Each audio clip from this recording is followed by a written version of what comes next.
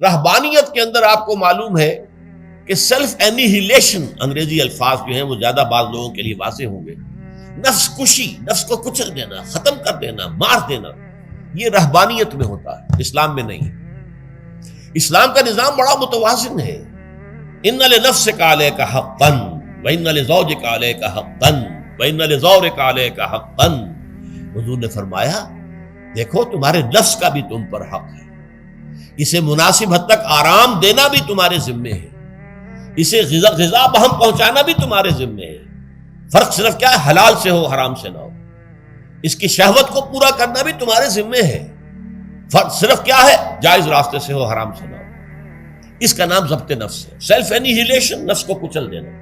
یہ جو تپسیاں جو ہیں ہندو سادھو کرتے رہے ہیں، اور جو سب سے زیادہ معاملہ جو ہے وہ جو راہب ہوتے تھے حضرت مسیح علیہ السلام کے پیروکاروں میں، انہوں نے تاریخ کے اندر جو مثالیں دی ہیں اس کا جو ہے اندازہ کرنا مشکل ہو جاتا ہے کہ کس درجے وہ لوگ اپنے نفس کو کچل دیتے ہیں، جس کا قرآن مجید میں سورہ حدید میں ذکر بھی ہے۔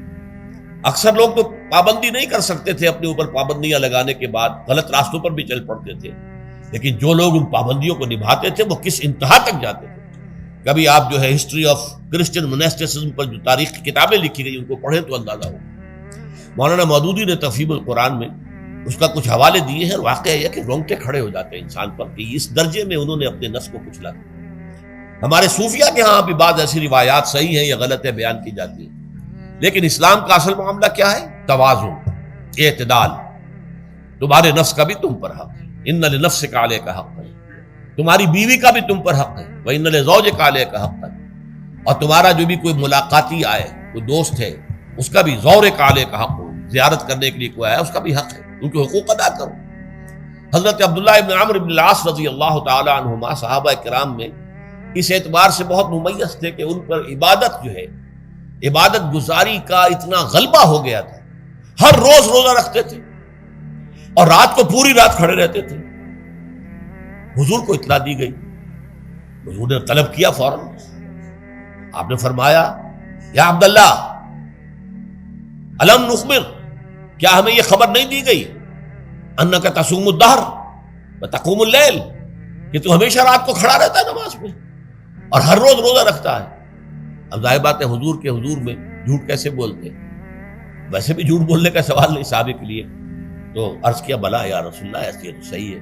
فرمایا لا تفعل، ہرگز ایسا مت کرو، فإن لنفسک علیک حقا وإن لزوجک علیک حقا وإن لزورک علیک حقا، تمہارے نفس کا بھی تم پر حق ہے، روزہ رکھو بھی اور افطار بھی کرو۔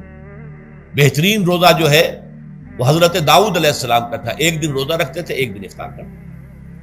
لیکن یہ ہے کہ آپ ہفتے میں 2 دن روزے حضور کے ہیں، سوموار کو اور جمعرات کو، مہینے میں 3 روزے یہ ہیں، اس میں گویا کہ سنت پر عمل بھی ہو جائے گا۔ لیکن یہ کہ ہمیشہ روزہ رکھنا، بلکہ یہاں تک کہا گیا ما ساما من سامت دہر، جو ہمیشہ روزہ رکھتا ہے اس نے کوئی روزہ رکھا ہی نہیں۔ کیا مطلب؟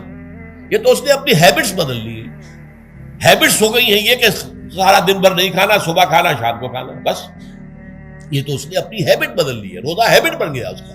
ما ساما من سامت دہر، جس نے ہمیشہ روزہ رکھا اس نے کوئی روزہ رکھا ہی نہیں۔ اس لیے کہ روزہ تو در حقیقت اس شخص پر شاخ گزرتا ہے جس کو عادت ہے دن میں کھانا کھانے کی، اس کو دن کے اندر 3 کھانے کھانے کی عادت ہے، تبھی تو وہ شاخ گزرے گا۔ اگر وہ عادت ہی آپ نے بدل لی ہے تو ظاہر بات ہے کہ پھر روزے کی جو برکت ہے وہ تو ظاہر نہیں ہوگی۔